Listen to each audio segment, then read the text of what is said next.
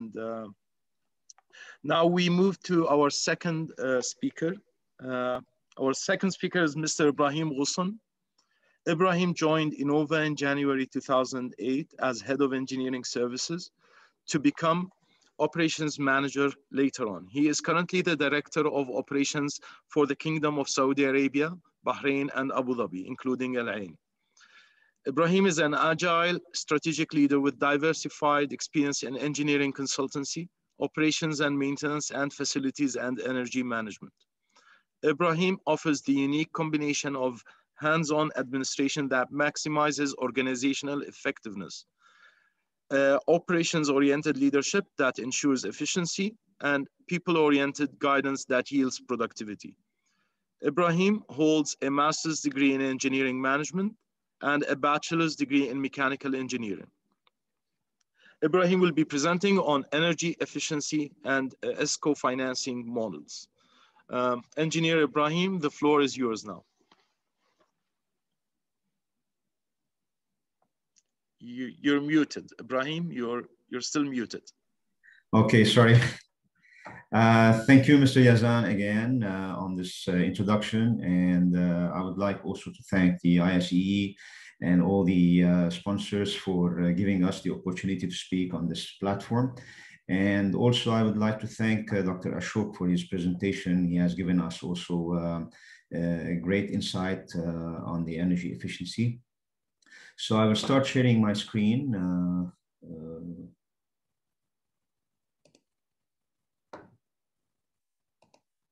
Okay. Is it showing right now? Yes, it is. Okay, great. So as I said, my presentation is about energy efficiency and ESCO financing models. I would like first to start talking about the energy performance contract and looking at it from the ESCOs company. And thank you, Dr. Ashok, for introducing the concept of ESCOs and super ESCOs. In this way, I will use the terminologies without doing the explanation about them. And on the background, the energy-related CO2 emissions are very important factors. So looking at the present indicators, in addition to the supply and demand for energy, we can determine the energy sector's contributions to impact these CO2 emissions.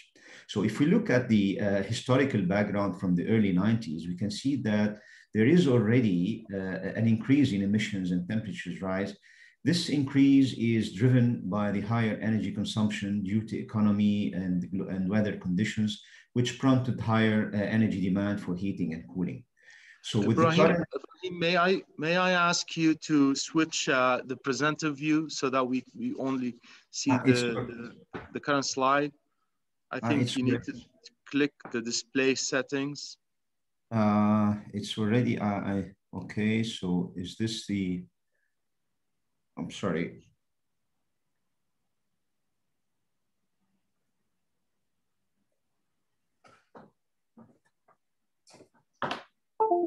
Is that clear now? Sorry, Ibrahim, if you press display settings at the top of your screen there, display settings right at the top, a little to the right, there you go. Now, yeah, you want to switch. It's showing. I think because you've pressed keep the screen black, try once more now, please. So is it? Yeah, there you go. Perfect. This is good. Great. Thank you. So apologies for that. So okay, so to continue. So with the current and new policies, this increase will continue, and it's not aligned with Paris compliant emissions trajectory. So which means we are off the track. So to reach a long-term climate change mitigation targets, and in order for us to be on track, these emissions needs to drop steeply after the year 2020 from the graph that you see. So therefore, we see from the graph and from this background that energy saving companies, the ESCOs like Innova, can contribute in fulfilling those targets by implementing energy performance contracts, EPCs, for buildings as well as for utilities. So this is where we see our added value in contributing with the lowering those CO2 emissions. So the concept of the energy performance contract, we can simplify it in this graph. So if we look at when we enter a contract and we see the major costs are related to the maintenance costs and the energy bill. So if we take, if we go into an energy performance contract, all what we need to focus today at the energy bill itself and see how we can benefit from this bill and sectionalize this cost in order to distribute it on different sectors. And at the end, it will reach the net savings. So we assume that the maintenance costs are standards and the maintenance are done properly. So we don't want to touch these maintenance costs. So we go into the energy bill and we say, let's try to do some investments in order to enhance the facility itself by making the facilities more efficient. And then we spare some amount of money for the monitoring and control. And then we pay still the bill with a reduced value, and still the client can benefit from additional savings. So we use that energy bill in order to pay off all these costs that we need to utilize in order to deliver energy efficient building or energy efficient assets. Dr. Ashok already spoke about the different models, so I'm going to emphasize again on the concept of the shared saving model and the guaranteed savings model. So in the shared saving model, as we said, it's the usually the guarantee covers the cost of energy saved. So the cost savings are split over the length of the time. There's no standard splits as it depends on the cost of the project, the length of the contract, and the risks taken by the ESCO and the consumer. So usually the guarantee of the ESCO is the project services guarantees.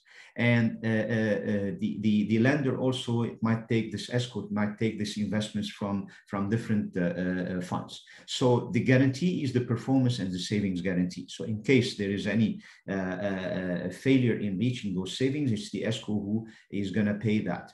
In the other model, which is the guaranteed saving model, the guarantee is over the level of energy saved. So during the contract, the ESCO shields the client from any performance risk. However, the credit risk will remain with the client as the project lending has been secured by the customer. So in brief, when we differentiate between the guaranteed saving and the shared saving, in the guaranteed saving model, the investor is the customer. The mechanism is that the customer pays the ESCO upfront payment, and as any additional services, he funds it. Then the return on investment is through the savings, and this is monitored through a system which we will tackle it later in another slide, which is the Hubgrade or any energy saving platform that we use. So what are the pros for this model is that it's a cost effective for the customer. He is investing. If savings are not met, so Innova or the ESCO is the one which will pay the difference. And the additional savings are above guarantees are shared through 50-50 model. And we have to emphasize here in the guaranteed savings that the guarantee that the ESCO can give to the client is through an energy saving bond. Means we issue a bond to the client to guarantee that he's gonna, in case of failure, he can encash part of the bond in order to cover any losses that is. So what are the cons for this is that some of the clients might feel like they don't have enough cash in order to go into this model. Therefore, this is sometimes it creates a barrier for them. And that's why sometimes they move into the other model, which is the shared saving model, where the shared saving model is the investment is done by the ESCO company like Innova. And then the mechanism is, as I said, either it is fulfilled by the bank or the company itself. If they have fund, they can invest. And the return on investment is monthly set amount from the client after the execution of the services. So the pros is that there's no capital investment by the customer. And the cons is that annual financing fee sometimes increases the cost of the project. Sometimes the financing fee can reach 7%. This will increase ultimately the payback period due to the extra cost. And then the loan will be on Innova balance sheet, which is creates sometimes a hurdle on that. So these are the different type of saving models. Now, if in order for us to move into the journey of how the energy performance contracts are executed, the Ibrahim, yes. Can I ask you just a quick question, just to elaborate on this point? What are the requirements of banks in this case, in the shared savings model? If you just can elaborate on, generally speaking, what conditions would bank require? Usually the saving bond, definitely the guarantee on that. If we talk about the shared saving, is to have the proper. If you want, the project has a good return on investment and the NPV is positive, so it has to have the financial terms that can prove to the client that this project is healthy. In this way, they can support the funding, and definitely the situation of the company that is investing to make sure that they have a stability in terms of financing. So we submit some kind of a financial analysis to make sure that the banks can see the project is a feasible project. So far with the projects that Innova has gone through, we did not depend much on the investment from the banks, because much of the projects have been done through government entities, similar to like Dr. Ashok mentioned, in the super ESCOs like Tashid or Etihad ESCO here. But also Innova was ready also to spare some of the capex investment to put from there. So we did not yet go into any investment, but this is the model that might be required in order to go and ask for financing. Thank you. Thank you. So to move on this journey of the energy performance contracts, as we see that we go into three phases of this journey. The first phase is the audit phase.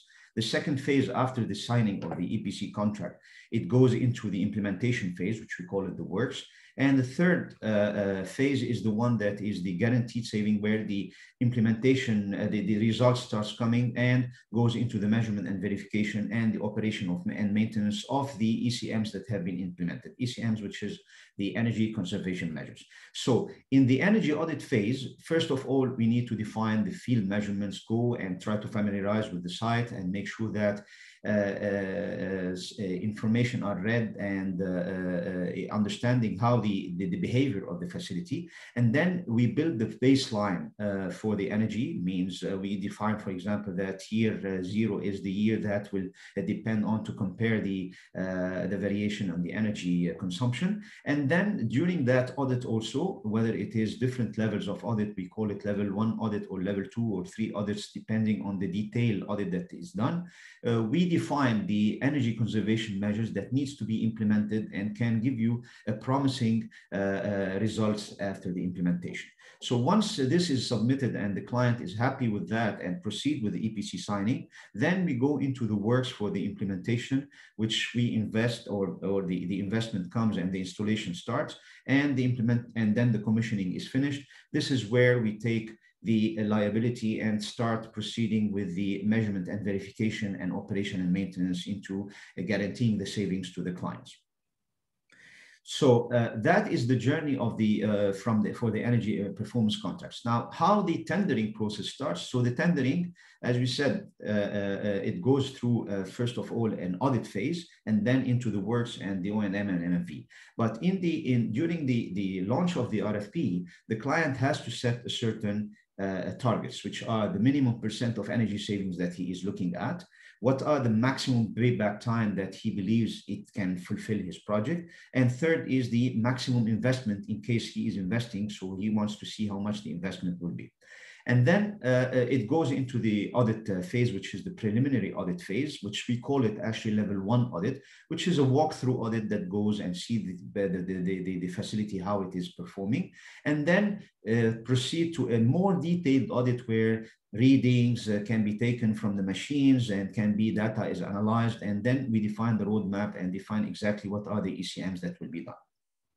Then it goes to the works and the O&M. So in different tendering processes, sometimes clients prefer to go into the tendering phase up to the detailed audit, where they believe that this phase, the costs, all of them are absorbed by the tenderers or by the ESCOs.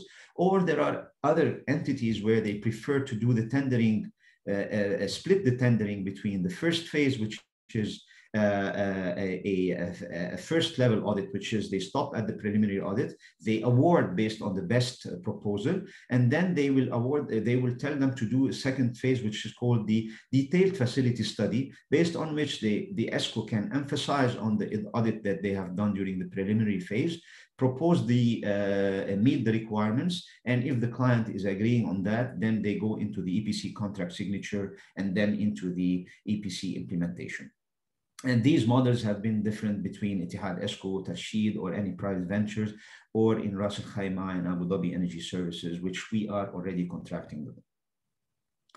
So to keep in mind, then there are the three phases: the audit phase, the implementation phase, and the O&M and MMV, which are the essentials for creating an energy performance contract from start to end. Now, this is done everything whenever you finish, and then we are at the phase where we have to start showing our efficiencies.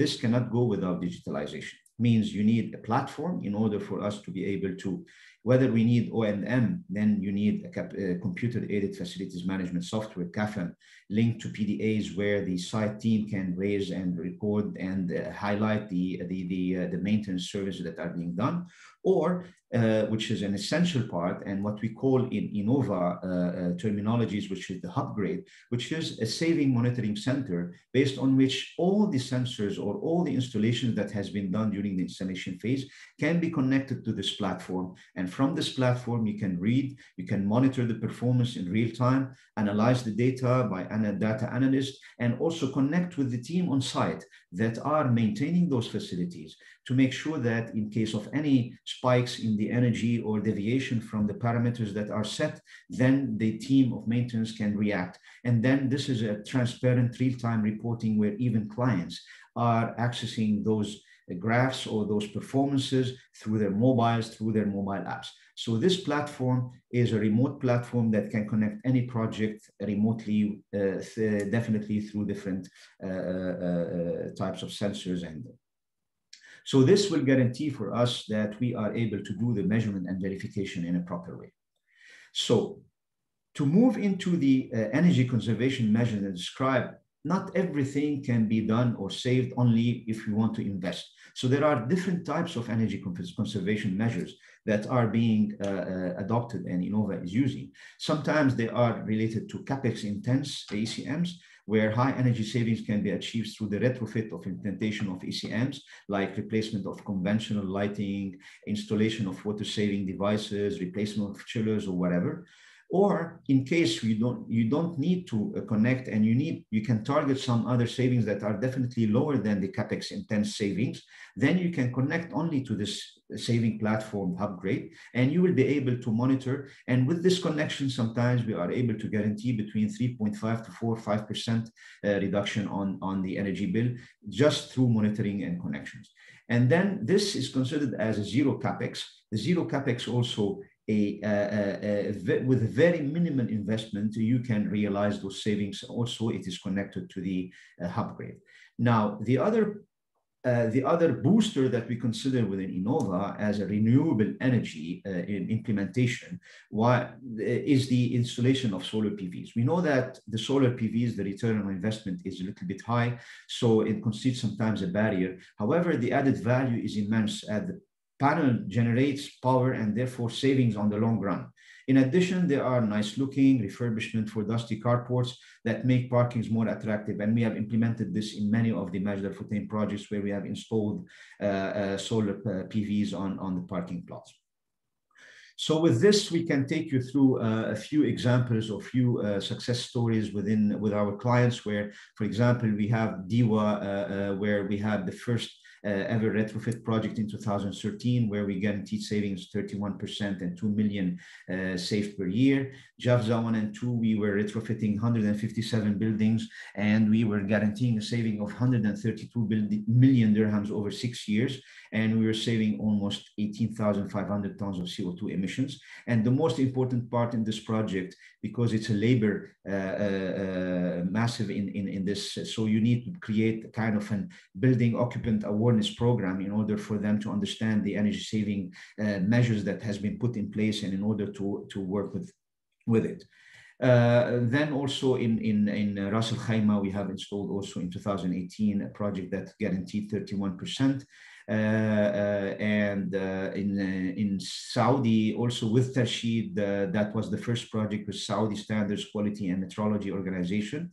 This was the first retrofit project with Tarsheed, 11 buildings retrofitted and over 30% of guaranteed energy reduction and conversion into almost 1,000 passenger vehicles driven for a full year has been saved.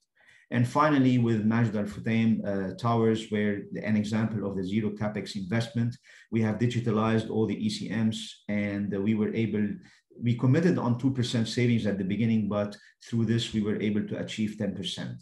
And the Majd Al Futtaim hotels, which is a project that is running right now, and we started seeing some figures where we are guaranteeing around 6,700 megawatt hour. And if we convert it into how many cars driven or trees, this is a nice figure for the people to understand how much really this energy efficiency projects are helpful for the environment. So that's it for my presentation. I tried to be fast in the presenting because I want to make sure that I commit with the 20 minutes time given to me. So thank you very much for the time given to me, and I'm ready to answer any questions whenever the panel is started. Thank you, Ibrahim. Another informative session and presentation from you. And thanks again for committing. You did quite well, exactly on time.